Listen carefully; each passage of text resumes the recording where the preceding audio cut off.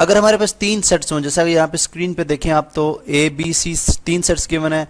अब हमने इनकी यूनियन लेनी है और इनकी अगर आप तरतीब देखें सेट की ए बी सी, वो तरतीब भी सेम है, यानी पहले ए सेट है, बी सेट है, फिर सी सेट है, और वो इक्वल है ए सेट, बी सेट और सी सेट के। लेकिन अगर आप देखें तो हम यहाँ पे यूनियन लेने की तरतीब जो है वो तब्दील है। हम अगर इस साइड को, इस चीज़ को अगर मैं बोल दूँ, ये हमारे पास लेफ्ट हैंड साइड है, यानी ये हमारे पास बाईं तरफ है, और ये जो है ये हमारे पास राइट हैंड साइड है इक्वेशन की, यानी दाईं तरफ है। तो अगर लेफ्ट हैंड साइड में देखें तो हमारे पास सबसे पहले ब्रैकेट जो है ए यूनियन बी है, यानी सबसे पहले हम ए यूनियन बी लेंगे, उसके बाद जो रिजल्ट आएगा उसकी यूनियन ली जाएगी सी के साथ।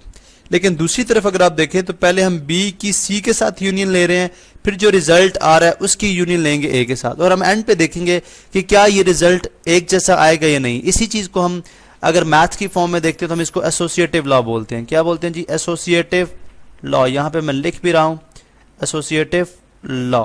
अब आप एसोसिएटिव प्रॉपर्टी, एसोसिएटिव लॉ एक ही बात। अब हम वन बाय वन पहले हम ये वाली साइड ले लेते हैं, नहीं left hand side. Left hand side अगर मैं यहाँ पे लिख दूँ तो वह जी ए यूनियन, यहाँ पे प्रॉपर ए लिखते हैं, ए यूनियन बी, इसकी हमने फिर यूनियन लेनी है सी के साथ।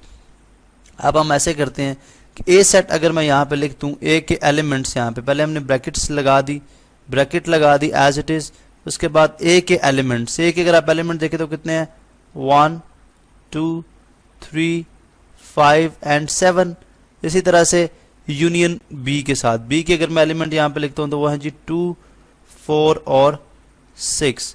अब इसको मैंने यहाँ पे ब्रैकेट क्लोज कर दी। अब इसकी यूनियन ली जाएगी फिर सेट सी के साथ। सी अगर आप देखें तो इसके एलिमेंट है 2 5 एंड 9। अब आप देखें इस केस में हम यूनियन, चूंकि हम पहले यहाँ पे मैं सेट अगेन मेंशन कर देता हूँ, ये सेट ए है, ये सेट बी है, और ये सेट मेरे पास सी है। अब ए की बी के साथ यूनियन ली जाए तो हमारे पास ऑफ कोर्स रिजल्ट में एक ही सेट आएगा। अब यूनियन किस तरह से ली जाती है? एलिमेंट्स कंबाइन किए जाते हैं। अगर आप देखें तो एक असेंडिंग ऑर्डर में, यानी सबसे पहले छोटा नंबर फिर बड़ा। तो 1 जो है अगर ए सेट में देखें तो 1 सबसे स्मॉल है, जो कि बी में मौजूद नहीं है, ठीक है। लेकिन बी में, मतलब बी में मौजूद ना होने से मुराद कि बी में 1 से छोटा नंबर कोई नहीं है, तो इसलिए हम 1 सबसे पहले लिख लेते हैं। इसमें कोई फर्क नहीं पड़ता, अगर आप ऑर्डर में नहीं लिखेंगे तब भी वो सेट होगा, लेकिन हम चूंकि अपनी आसानी के लिए, अंडरस्टैंड करने के लिए हम इसको एक तरतीब में लिख रहे हैं। 1 के बाद 2, देखिए 2 दोनों में मौजूद है, लेकिन हम 2 को 2 दफा नहीं लिखेंगे, बिकॉज हम यूनियन मालूम कर रहे हैं और सेट की डेफिनेशन के मुताबिक एलिमेंट्स रिपीट नहीं होते। अगर मैं 2 को 2 दफा लिखूंगा तो वो सेट नहीं रहेगा, तो लिहाजा मुझे 2 को एक ही दफा लिखना है। उसके बाद 3 आ गया, उसके बाद फिर मेरे पास 4 आ गया, फिर उसके बाद अगर आप देखें तो 5 है, 6 है और फिर 7 है। अब ये देखें 1 2 दोनों में मौजूद था, फिर उसके बाद 3 4 5 6 एंड 7। अब यहाँ पे ये हमारे पास आ गया ए यूनियन बी। अब इसकी यूनियन ली जाएगी सी के साथ, 2 5 9। यहाँ पे याद रहे, अगेन मैं लिख देता हूँ कि this is A union B है, और इसकी यूनियन ली जा रही है अब सी के साथ नेक्स्ट स्टेप में। तो अब हम इसकी यूनियन ले लेते हैं। अगर आप देखें तो 1 से लेकर 7 तक इसमें मौजूद हैं। जब इसके 2 और 5 चूंकि इसके अंदर मौजूद है तो 2 और 5 जस्ट ये कॉमन है, बाकी सारे के, यानी 1 से लेकर 6 तक एलिमेंट तो एज इट, 1 से लेकर बल्कि 7 तक एलिमेंट्स वो ए यूनियन बी के आ जाएंगे। उसकी रीजन क्या है? बिकॉज हम यूनियन ले रहे हैं, यूनियन में एलिमेंट्स अगेन बता रहा हूँ जी कंबाइन करते हैं, तो 6 7। अब एक एलिमेंट जो है बी सी में जो डिफरेंट है वो 9, वो यहाँ पे आ गया, तो ये हमारे पास आ गई लेफ्ट हैंड साइड, यानी कि बाईं तरफ। अब हम अपनी दाईं तरफ आते हैं, राइट हैंड साइड की तरफ आते हैं। उसकी स्टेटमेंट जो है वो कुछ इस तरह से है कि ए यूनियन, उसके अंदर जो बी यूनियन सी है वो सबसे पहले हम ले रहे हैं। यानी मैं अगर यहाँ पे मेंशन करूँ, यहाँ पे मैं लिख दूँ कि राइट हैंड साइड वो क्या है जी? ए यूनियन ब्रैकेट फिर बी यूनियन सी। अब हम देखते हैं ए सेट को लिखते हैं। सबसे पहले हम यहाँ पे ए सेट है जी 1 2 3 5 एंड 7। इसी तरह से ब्रैकेट यूनियन का सिंबल जी डालेंगे यहाँ पे यूनियन। उसके बाद ब्रैकेट्स सबसे पहले, चूंकि हम बी और सी को पहले सॉल्व करेंगे। बी के अगर आप एलिमेंट देखें यहाँ पे मौजूद है हमारे पास 2 4 6, 2 4 और 6। उसके बाद इसकी यूनियन ली जा रही है सी के साथ, उसके एलिमेंट है 2 5 एंड 9, और उसके बाद यहाँ पे मैंने इसको भी क्लोज कर दिया।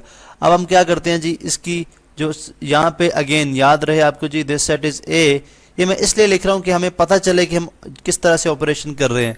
सबसे पहले हम लिखेंगे ए तो सेट एज इट इज आ जाएगा, बिकॉज हम ब्रैकेट्स को पहले सॉल्व करते हैं। बॉड मैच रूल आप जानते हैं, उसके मुताबिक हम इसको सॉल्व कर रहे हैं, ठीक है। अब चूंकि दोनों सेट्स को हम जब हम यूनियन लेंगे तो हमारे पास एक ही सेट आएगा, जो कि यहाँ पे आप देख सकते हैं 2 4 6 इसके अंदर, बी के अंदर एलिमेंट्स हैं, और 2 5 9 इसके अंदर हैं। इसका मतलब 2 जो है दोनों में सेम है, तो ये जस्ट वन टाइम आएगा, ठीक है, ये नहीं कॉमन है, ये वन टाइम आएगा। उसके बाद अगर देखा जाए तो 4 आता है, फिर 5 आता है, फिर 6 आएगा, एंड फिर 9। अब ये हमारे पास क्या चीज आ गई है, ये हमारे पास है जी बी यूनियन सी, और ये हमारे पास सेट ए ही है। अब नेक्स्ट स्टेप में हम इन दोनों की आपस में जो है वो यूनियन लेंगे। अब आप देखते हैं किस तरह से यूनियन लेंगे जी। यहाँ पे कलर भी हम यही रखते हैं, तो और देखते हैं जी कि एलिमेंट्स 1 आ जाएगा सबसे पहले, उसके बाद 2 दोनों में मौजूद है, ठीक है, तो लेकिन जस्ट वन टाइम आएगा बिकॉज यूनियन ले रहे हैं। उसके बाद 3 आ गया, फिर 4 आ गया, फिर 5 आ गया, जस्ट हम कंबाइन कर रहे हैं एलिमेंट्स। उसके बाद 6 आ गया, फिर 7 आ गया, 8 अब दोनों में नहीं है तो 8 नहीं आएगा, इसलिए सी बी यूनियन सी में 9 मौजूद है तो 9 आ गया। अब सिंपली हम क्या करेंगे, यहाँ पे मैं लिखता हूँ this is our right hand side.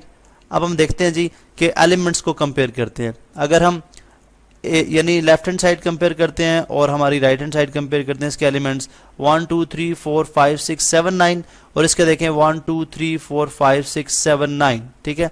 यहाँ पे हमने ये देखा कि जो एसोसिएटिव लॉ है वो यूनियन जो है, यूनियन ऑफ सेट्स जो है वो होल्ड करते हैं। यानी अगर आप यूनियन लेते वक्त अगर आप तरतीब यानी यूनियन लेने का ऑर्डर 2 या 2 से ज्यादा सेट्स के अंदर तब्दील करेंगे, जवाब पे आपके कोई फर्क नहीं पड़ेगा, जवाब आपका एक जैसा रहेगा। इसलिए हम कहेंगे जी left hand side is equal to right hand side, बल्कि हम इस तरह लिखेंगे कि सिंस मैथमेटिकल फॉर्म में लिखते हैं, since left hand side is equal to right hand side, therefore आप मेंशन कर दें देयरफॉर यूनियन ऑफ एसोसिएट यानी union of sets holds associative law, यानी इसके अंदर जो है होल्ड्स एसोसिएटिव लॉ, इसके अंदर एसोसिएटिव लॉ पाया जाता है, जो कि मैंने आपको सादा लफ्जों में बताया कि अगर यूनियन लेते वक्त तरतीब चेंज कर दें तो आंसर पे हमारे कोई फर्क नहीं पड़ेगा।